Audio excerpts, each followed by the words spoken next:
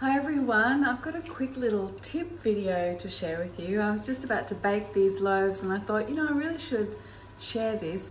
So the point of this is to explain to you just this little tip if you like to proof your sourdough bread in the fridge. So these two loaves have been proofed overnight. I shaped them yesterday afternoon.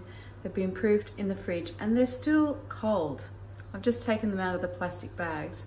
They are going to go cold into my hot oven once it's preheated. And this is the tip.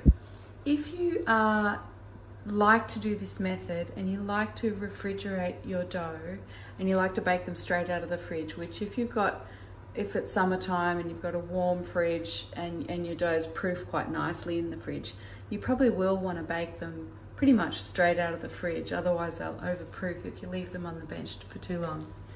The tip is cold dough, really cold dough. Use a metal baking vessel if you're using a pot inside your oven. So for this oblong loaf here, I am baking, oops, I hope I don't make you seasick. I'm baking in my Baccarat roaster that I often do. And then I'm going to bake this round loaf in my old blue Dutch oven.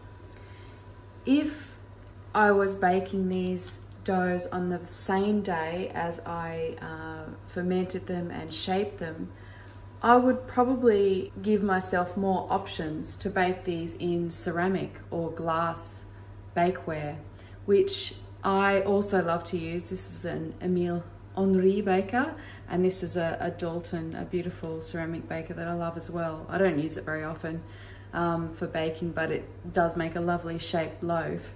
I will only use these two, even though they're high quality and they're rated for high temperatures.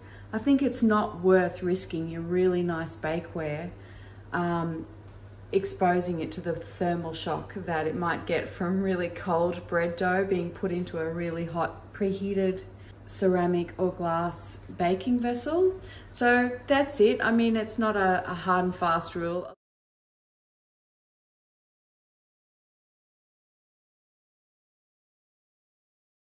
A lot of these companies will say you can go straight from cold to the oven with your ceramic or your glass bakeware, but personally I would rather save my bakeware and absolutely guarantee that I'm not going to ruin it and crack it by putting cold dough into it, and I will always bake really cold doughs into metal bakeware. That way you're not going to have any damage and your bread will come out great, and yeah, no problems.